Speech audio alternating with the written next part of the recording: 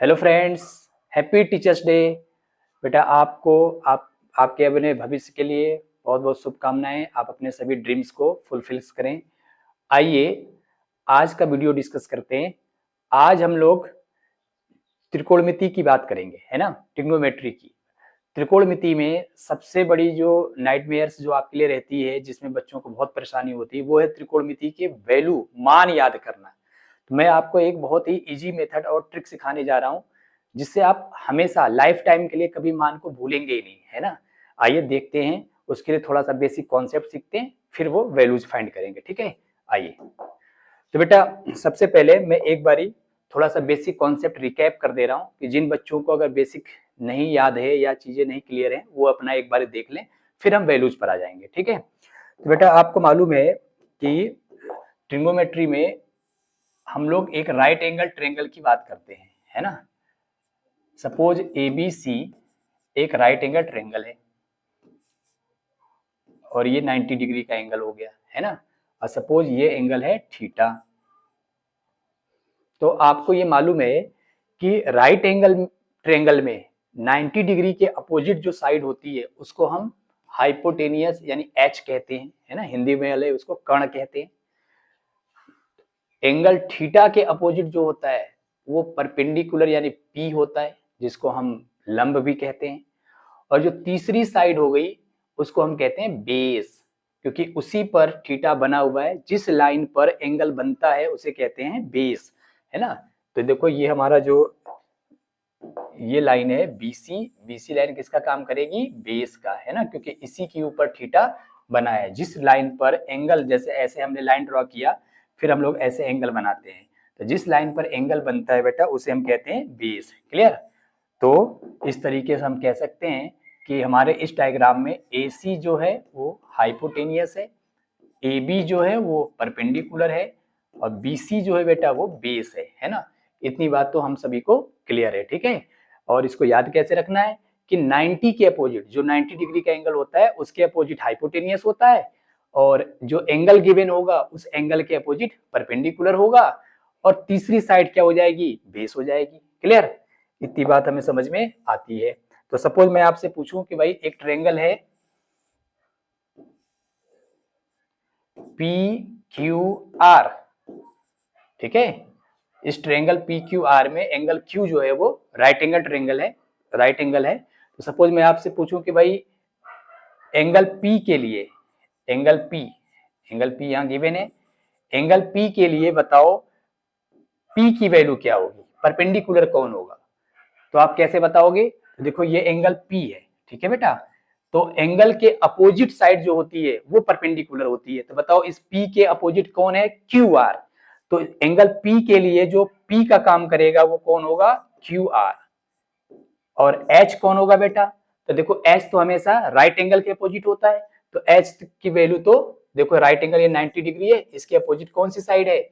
इसके opposite side है PR। तो इस तरीके से हाइपोटेनियस यानी H की वैल्यू तो हो गई PR। और जो थर्ड साइड रह गई यानी ये जो PQ है, ये किसका काम करेगी बेटा? B का, बेस। तो देखो बेस हो गया हमारा PQ। तो इस तरीके से राइट एंगल ट्रायंगल में हम किसी भी एंगल के लिए परपेंडिकुलर, हाइपोटेनियस और बेस को डिसाइड कर सकते हैं। ठीक है। चलिए ये तो हो गई बेसिक बात। अब हम इस कॉन्सेप्ट को ट्रिग्नोमेट्रिक रेशियो में कैसे अप्लाई करते हैं ये भी आपको मालूम है, बट फिर भी मैं एक बारी रिकैप कर दे रहा हूं। अब आपको कॉन्सेप्ट मालूम है, हम लोगों ने एक ट्रिक पढ़ा था कि पंडित बद्री प्रसाद हरी हरी बोल, है ना, ये सभी लोगों को याद भी रहता है। तो इसमें फर्स्ट वाला क्या है बेटा? P upon H। और P अपॉन H बताता है साइन थीटा को, कि साइन थीटा की वैल्यू कितनी होगी? P अपॉन H, यानी परपेंडिकुलर अपॉन हाइपोटेनियस। ये आपको पहले से मालूम है। सेकेंड वाला जो रेशियो है ये बेटा cos थीटा को शो करता है, B अपॉन H। और थर्ड रेशियो जो है बेटा ये tan थीटा को रिप्रेजेंट करता है, और ये है P अपॉन B। तो इस तरीके से एक 6 ट्रिग्नोमेट्रिक रेशियो में से ये 3 हो गए, साइन, कॉस और tan। साइन हो गया P अपॉन एच, कॉस हो गया B अपॉन एच और टेन हो गया P अपॉन बी, है ना, ये आपको मालूम है। तीन बेटा इन्हीं के रेसिप्रोकल होते हैं। तो देखो साइन का रेसिप्रोकल होता है कोसेक, है ना, कोसेक थीटा। कोसेक थीटा क्या होगा? साइन का reciprocal, that means H upon P, ठीक है। सिमिलरली बेटा कॉस का रेसिप्रोकल होता है सेक थीटा और ये होगा एच अपॉन बी, क्लियर। और ऐसे ही टेन का रेसिप्रोकल होता है बेटा कॉट थीटा और ये हो जाएगा बी अपॉन पी। तो इस तरीके से ट्रिग्नोमेट्री में 6 डिफरेंट रेशियोज होती हैं, ये आपको मालूम है। इनको हम साइन कॉस टेन, कोसेक, सेक और कॉट, इस तरीके से 6 ट्रिग्नोमेट्रिक रेशियो हमारे पास होती है। अब इन्हीं सभी ट्रिग्नोमेट्रिक रेशियो के लिए डिफरेंट डिफरेंट एंगल्स की वैल्यू फाइंड करनी होती है ना, 0 डिग्री, 30 डिग्री, 45, 60 और 90 डिग्री की। ये हमारे बेसिक वैल्यूज होती हैं और इनको हमें अपने कैलकुलेशंस में, अपने क्वेश्चंस में पुट करनी होती है और इसलिए इसको याद करना पड़ता है। बट आपको याद करने में बहुत प्रॉब्लम होती है, तो आइए मैं उसके लिए कॉन्सेप्ट समझा देता हूं कि आपको याद करना ही नहीं है ना, आप बिना याद किए लाइफ टाइम तक हमेशा क्वेश्चन सही करेंगे। आइए देखते हैं कैसे। तो बेटा उसके लिए एक बेसिक कॉन्सेप्ट है, जरा एक्सप्लेन कर दूं आपको कि सपोज मेरे पास एक राइट एंगल ट्रायंगल है, ये लीजिए, ये एंगल है थीटा और ये है राइट एंगल। इस तरीके से क्या होगा अगर मैं थीटा की वैल्यू रिड्यूस करना शुरू कर दूं, यानी थीटा को मैं छोटा करना शुरू कर दूं, मैं थीटा को जीरो की तरफ लेके आना चाहता हूं, तो क्या होगा बेटा, जरा ध्यान से समझो।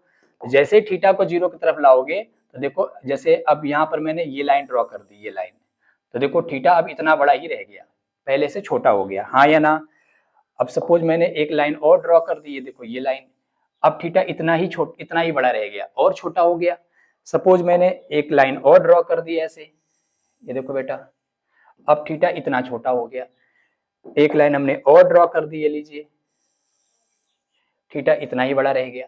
तो जैसे जैसे हम थीटा को छोटा कर रहे हैं वैसे वैसे आप देख रहे होंगे कि ये जो हाइट थी ये भी छोटी होती जा रही है। पहले इतनी हाइट थी, फिर इतनी छोटी सी हाइट रह गई, बोलो हाँ या ना, फिर इतनी छोटी सी हाइट रह गई, तो अब इसके लिए देखो इतनी ही बड़ी रह गई। तो आप देख रहे होंगे कि जैसे जैसे थीटा को छोटा कर रहे हैं वैसे हाइट हमारी छोटी हो रही है ना। इसको ऐसे भी समझ सकते हैं कि जैसे मान लो कोई लाइन है ऐसे इंक्लाइंड है, तो अगर मैं इसको बेस हॉरिजॉन्टल से देखूं तो ये इतनी हाइट इसकी है, बट इस लाइन को अगर मैं धीरे धीरे एंगल को छोटा करना शुरू करूं ऐसे, इसको मैं इस लाइन को ऐसे इंक्लिनेशन को ऐसे रिड्यूस करूं, माने इसको 0 डिग्री की तरफ लेके आऊं, तो देखो ये हाइट छोटी होनी शुरू हो गई, हाँ या ना। देखो अब केवल इतनी हाइट रह गई, अगर एंगल को और छोटा कर दूं तो इतनी हाइट रह गई, और छोटा कर दूं इतनी हाइट रह गई, और जिस दिन इसको मैंने 0 डिग्री पर कर दिया उस दिन हाइट बिल्कुल 0 ही हो गई। तो बस इतनी बेसिक सी बात है कि अगर एंगल को 0 करोगे तो हाइट 0 हो जाएगी, है ना। जैसे ये कोई लाइन है और इसको आपने, ये ऐसे इंक्लाइंड लाइन है और आपने ये एंगल जो है ऐसे 0 कर दिया, ऐसे लेटा दिया इसको, तो जब लेटा दिया तो हाइट क्या हो गई, 0।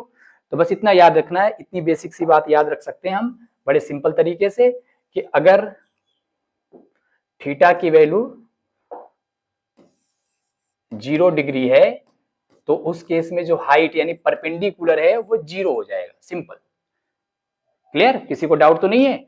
जब थीटा की वैल्यू 0 कर दी यानी 0 डिग्री कर दी तो लाइन लेट जाएगी, और लेट जाएगी तो परपेंडिकुलर हाइट, परपेंडिकुलर माने हाइट, हाइट क्या हो जाएगी, 0। कोई लेट जाए जमीन पर तो हाइट क्या हो जाती है, 0, सिंपल। तो परपेंडिकुलर हो गया बेटा 0। अब देखो किसी भी ट्रायंगल में 3 बातें होती है ना, कौन कौन सी, बी, पी और एच, बोलो बेटा, यही तो 3 बातें होती हैं, बी, पी और एच। अब अगर तीनों में से बी और पी में से कोई भी एक 0 हो जाए, जैसे यहां पर पी 0 हो गया तो एच जो है वो बी के इक्वल हो जाएगा, यानी मैं बोलूंगा कि एच किसके इक्वल हो जाएगा, बी के। हाइपोटेनियस कर्ण जो है बेटा वो आधार के बराबर हो जाएगी, बेस के इक्वल हो जाएगी, है ना। इसको हम डायग्राम में भी अभी जैसे मैंने एक्सप्लेन किया था आप समझ सकते हो। देखो ये ऐसे कि जैसे जैसे हमने ये थीटा छोटा करना शुरू किया था ऐसे ऐसे, देखो ऐसे, तो ये लाइन एक दिन आकर के देखो ऐसे ऐसे और ऐसे, तो जब ये लाइन ऐसे लेट जाएगी तो ये किसके इक्वल हो जाएगी, ये बेस के इक्वल हो जाएगी, है ना। पहले ये लाइन इतनी बड़ी थी, देखो हाइपोटेनियस पहले ये थी, बोलो पहले बेटा ये पूरी लाइन हाइपोटेनियस थी, फिर सेकेंड केस में ये लाइन हाइपोटेनियस हो गई, फिर थर्ड केस में ये लाइन हाइपोटेनियस हो गई, फिर फोर्थ केस में ये लाइन हाइपोटेनियस हो गई, फिर फिफ्थ केस में सपोज ये लाइन हाइपोटेनियस हो गई, फिर सेवेंथ केस में ये लाइन हाइपोटेनियस हो गई। तो आप क्या देख रहे हो कि कर्ण की लंबाई पहले इतनी बड़ी फिर इतनी छोटी, तो धीरे धीरे जैसे जैसे ये कोण छोटा होता जा रहा है वैसे वैसे ये कर्ण भी छोटी होती जा रही है। और देखो आखिरी केस में ये लाइन आकर के बेस पर आधार के ऊपर चिपक गई, इसका मतलब बी किस एच किसके इक्वल हो गया, बी के, है ना। ये बात तो सबको समझ में आ रही होगी। बस इतना ही बेटा, ये बेसिक कॉन्सेप्ट है, बस एक बार क्लियर करना है, उसके बाद वैल्यूज तो आप फटाफट फाइंड कर लोगे, ठीक है। तो देखो ये क्लियर हो गया कि एच किसके इक्वल हो जाता है, बी के, है ना। कब, जब थीटा की वैल्यू हो गई 0। तो इसको ऐसे याद रखो कि थीटा की वैल्यू 0 माने 0 डिग्री का मतलब लेट गई, है ना। 0 डिग्री कब बनेगा, जब लाइन बेस पर लेट जाएगी। ये जो ऐसे लाइन थी ऐसे लेट गई, लेट गई तो हाइट क्या हो गई, 0। और हाइट 0 हो गई तो पहले किसी जमाने में जो ये h हुआ करती थी, अब h किसके इक्वल हो जाएगी बताओ, b के। देखो ऐसे है ना, ये h है, यहां से यहां तक क्या है, h। अब ऐसे लेट गई तो h किसके इक्वल हो गई, b के। बस इतना याद कर लो। चलो नेक्स्ट केस है बेटा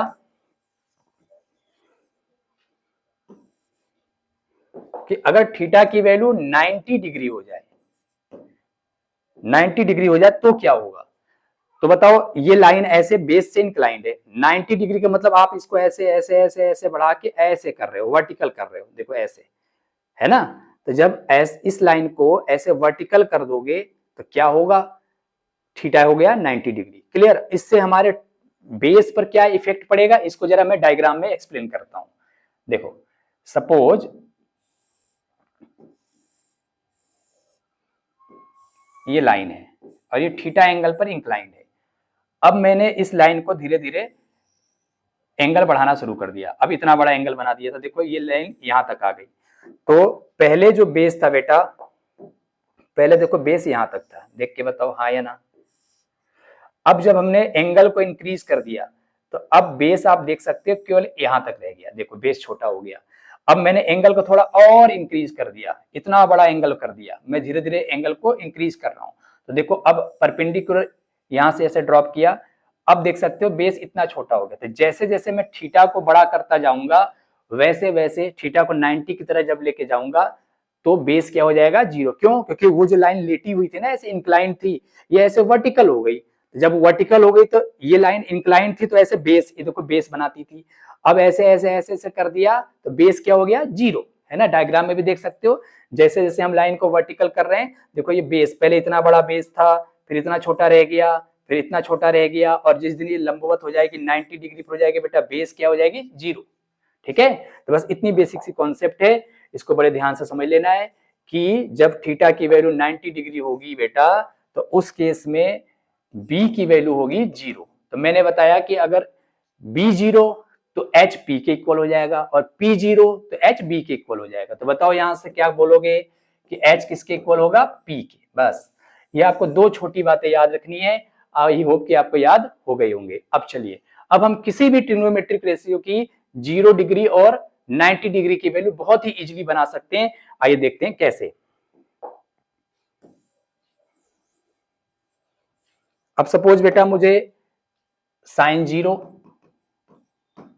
cos 0, tan 0, cot 0, sec 0 and cosec 0 की वैल्यू फाइंड करनी है।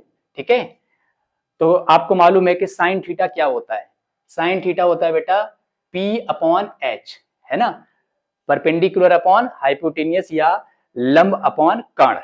अब आप मुझे बताओ 0 डिग्री के लिए मैंने आपको बता दिया लाइन ऐसे लेट गई, है ना, ऐसे लेट गई तो हाइट हो गई 0, यानी लंब हो गया 0।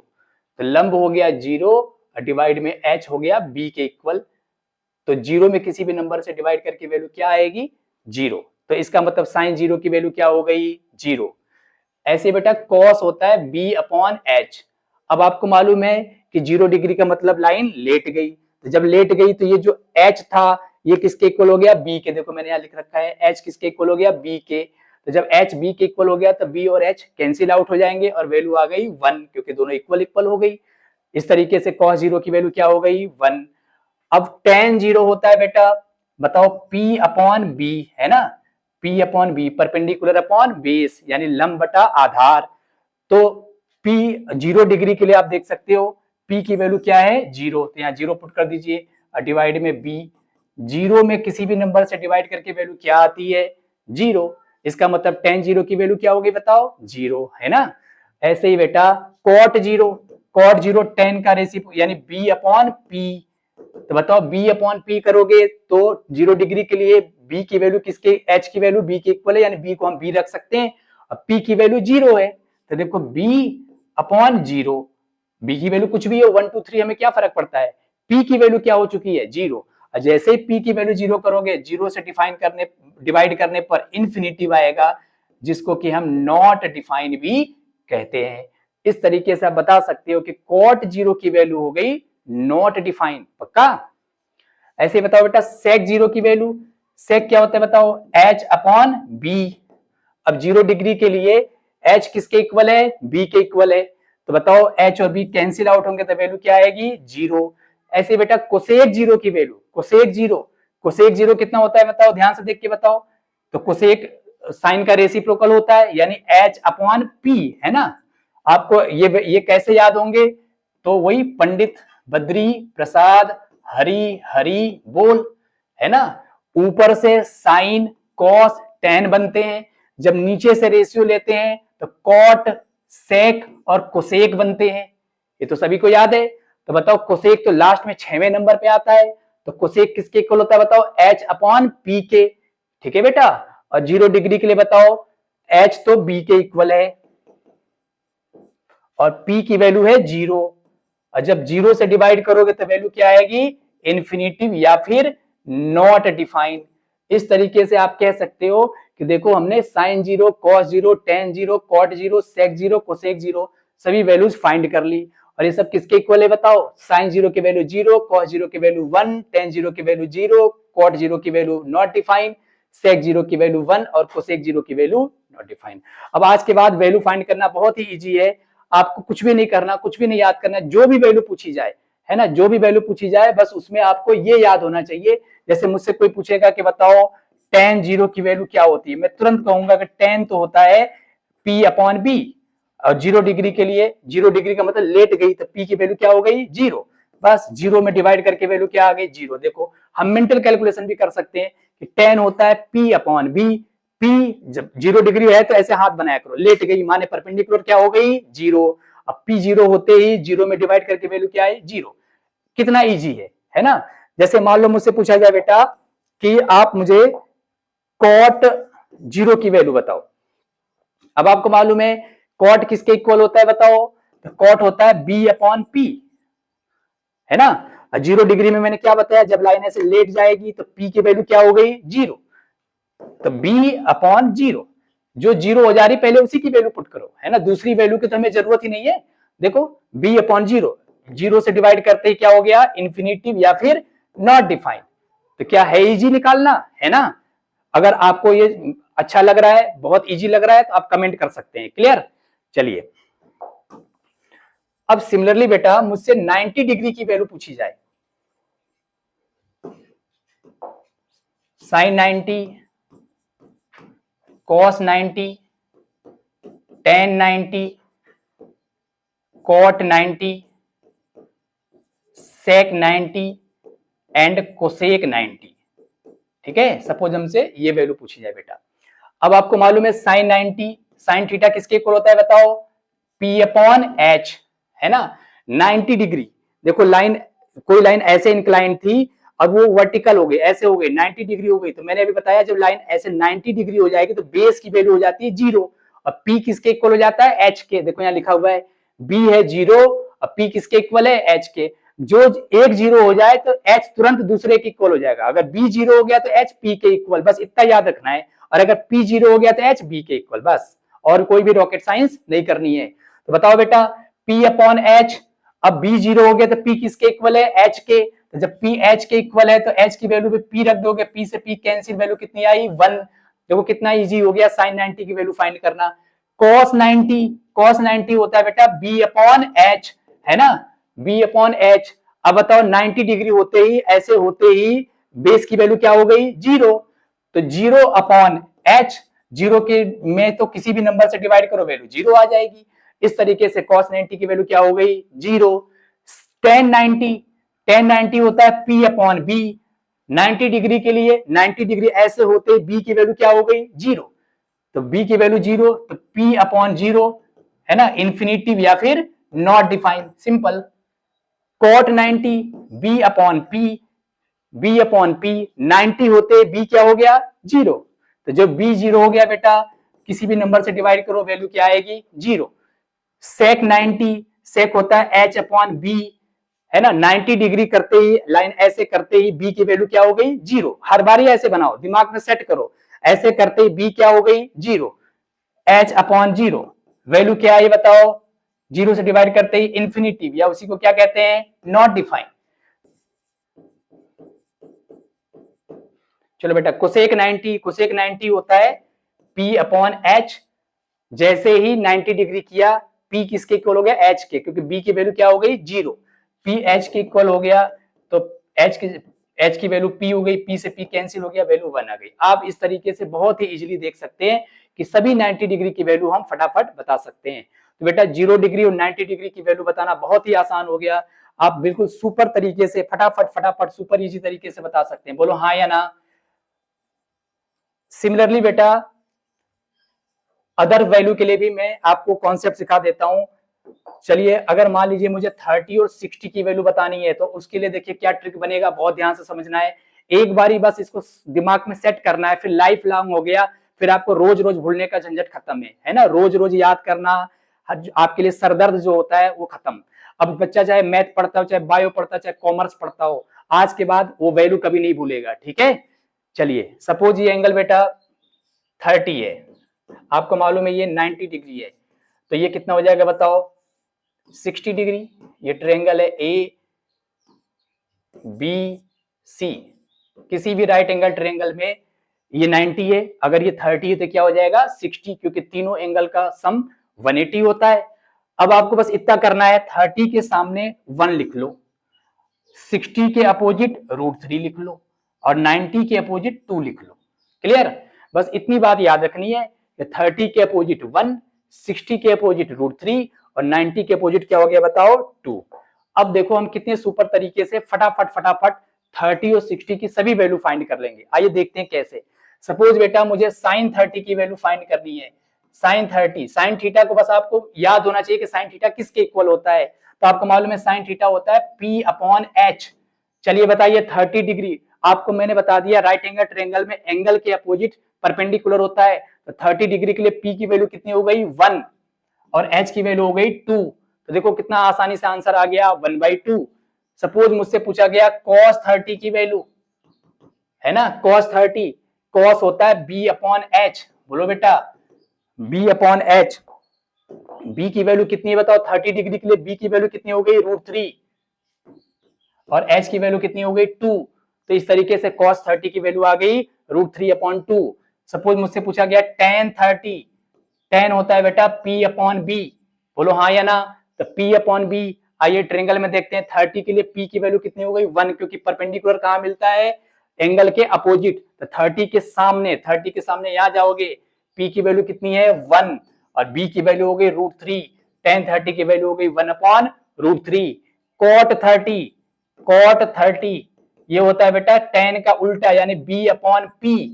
बताइए 30 डिग्री के लिए b की वैल्यू कितनी है √3, p की वैल्यू कितनी है 1, तो tan cot 30 की वैल्यू आज के बाद क्या हो गई √3/1, दैट मींस √3 1 से डिवाइड करने से कोई फर्क नहीं पड़ता।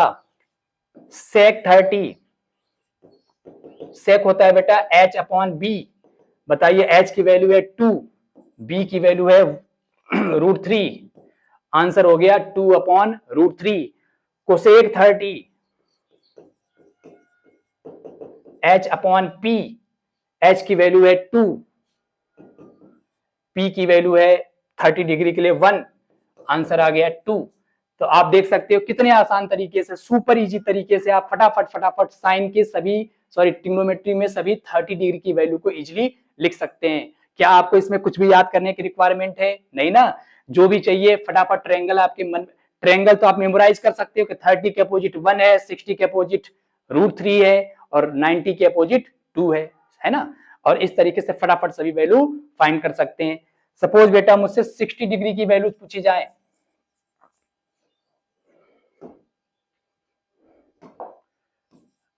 साइन 60, साइन थीटा होता है P/H। बताइए 60 डिग्री कहां, ये है 60 डिग्री के लिए P की वैल्यू क्या हो गई? √3। P हमेशा एंगल के अपोजिट मिलता है। 60 डिग्री के अपोजिट कौन सी लाइन है? BC, और BC पर क्या लिखा हुआ है? √3। तो 60 डिग्री के लिए परपेंडिकुलर होगा √3, और H तो हमेशा 90 के अपोजिट होता है। ऐसे ही बेटा बताओ cos 60, cos होता है B/H। बताओ 60 डिग्री यहाँ है, 60 डिग्री किस लाइन पर बन रही है? इस लाइन पर। तो ये किसका काम करेगी? B का। 60 डिग्री के लिए B की वैल्यू 1 है और H की वैल्यू 2 है, तो cos 60 की वैल्यू हो गई 1/2। क्या आपको बात समझ में आ रही है? अगर समझ में आ रही है तो कमेंट भी करिए। tan 60 की वैल्यू, tan होता है बेटा P/B। बताओ P की वैल्यू कितनी हो गई 60 के लिए? √3, और B की वैल्यू कितनी हो गई? 2, B की वैल्यू हो गई सॉरी 1, तो आंसर आ गया √3, है ना। ऐसे ही बेटा cot 60, cot 60 की वैल्यू जल्दी जल्दी फटाफट बताइए, कमेंट करिए। cot 60 की वैल्यू कितनी हो गई बेटा? तो cot होता है B/P, है ना, बेस अपॉन परपेंडिकुलर। 60 डिग्री यहाँ है, 60 के लिए B की वैल्यू 1 और P की वैल्यू √3, तो आंसर आ गया 1/√3। ऐसे ही sec 60, sec होता है H/B। क्लियर? H/B। बताइए H की वैल्यू क्या है? 2। 60 डिग्री के लिए B कहाँ है? यहाँ। जिस लाइन पर एंगल होता है उसे बेस कहते हैं। वैल्यू आ गई 1, तो ये हो गया 2। ऐसे ही कोसेक 60, कोसेक 60 हो गया H/P, H की वैल्यू 2। 60 के लिए P की वैल्यू कितनी बेटा? √3, है ना। एंगल के अपोजिट क्या होता है? परपेंडिकुलर।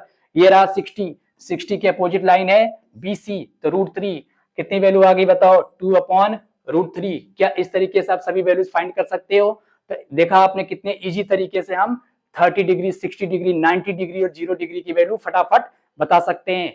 अब आइए आखिरी देख लेते हैं, लास्ट कॉन्सेप्ट बेटा, अगर एंगल 45 डिग्री हो तो कैसे वैल्यू फाइंड करेंगे? देखो 45 डिग्री तो और भी इजी है, बहुत ही आसानी से कर सकते हैं, है ना। आपको मालूम है कि अगर किसी ट्रायंगल में, राइट एंगल ट्रायंगल में ये 90 है, ये 45 लिया जाए तो ये भी क्या बन जाएगा? 45, क्योंकि तीनों एंगल का सम 180 होता है, हाँ या ना। तो अगर ये 45 है तो ये भी क्या होगा? 45। अगर एंगल इक्वल है तो उनके अपोजिट साइड भी क्या होगी बेटा? इक्वल। तो 45 के अपोजिट 45, 45 के अपोजिट, ये दोनों साइड, ये दोनों एंगल इक्वल है तो इनके अपोजिट साइड क्या होगी? इक्वल। तो अगर इसको 1 लिया बेटा तो ये भी क्या हो गया? 1, है ना। मैंने एज्यूम कर लिया कि 45 एंगल इक्वल है तो उनके अपोजिट साइड को भी 1 एज्यूम कर लो। अब आप मुझे बताओ पाइथागोरस लगाओगे तो ये वैल्यू कितनी आएगी? √2, या ऐसे कह लो कि याद कर लो कि 90 के अपोजिट क्या होगी? √2, ठीक है। ये 1, ये 1, ये √2, ठीक। अब आप साइन 45 की वैल्यू बता सकते हो। साइन 45 किसके इक्वल बताओ? P/H। P कितना है? 1, H √2, तो साइन 45 हो गया 1/√2। cos 45 B/H, B की वैल्यू 1, H की वैल्यू √2, आंसर हो गया 1/√2। क्या आपको ये बात समझ में आ रही है? ऐसे बेटा tan 45, tan 45 होगा P/B, है ना, P/B। P भी 1 है, B भी 1 है, 1/1 इक्वल टू 1, है ना। ये हमारा P है और ये हमारा B है। ऐसे cot 45 B/P, B की वैल्यू 1, P की वैल्यू 1, cot 45 की वैल्यू 1। ऐसे बेटा sec 45, sec 45 H/B, H की वैल्यू √2, B की वैल्यू 1, फाइनल √2। ऐसे बेटा cosec 45, cosec 45